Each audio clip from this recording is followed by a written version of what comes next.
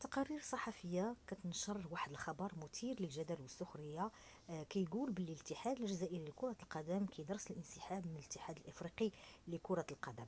الصحف الجزائرية كتقول ايضا ان الفاف بقيادة وليد صادي كيدرس الانسحاب من الاتحاد الافريقي لكرة القدم، وهذا كردة فعل على ما عاشوا جراء نصف نهائي الكونفدرالية الافريقية بين اتحاد العاصمة ونهضة بركان. الاتحاد الجزائري أيضا كيرغب في الانضمام إلى الاتحاد الآسيوي كرة القدم، وكيرتقب أن باش ياخذ واحد القرار في ظل الاستياء الكبير ديالو من الكاف وقراراته الأخيرة.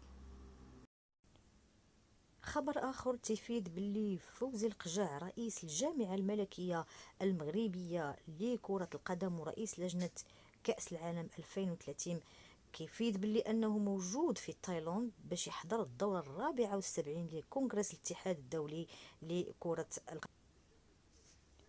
فوزي القجاع أيضا كيأكد أن الحضور ديالو لمؤتمر الفيفا بالتايلاند هو ما إلا فرصة استثنائية باش يقدم واحد الرؤية وركائز الملف المغربي لاستضافة كأس العالم لكرة القدم في 2030. تيقول رئيس الجامعة الملكية المغربية لكرة القدم أيضا أنه ترشيحنا هو ترشيح لإفريقيا والعالم العربي بأكمله إلى جانب أوروبا. يشرفنا أن نكون قادرين على الترحيب بالعالم واستضافته والاحتفاء بوحدتنا وبثراء تنوعنا، خاصة في الملعب الجديد للدار البيضاء.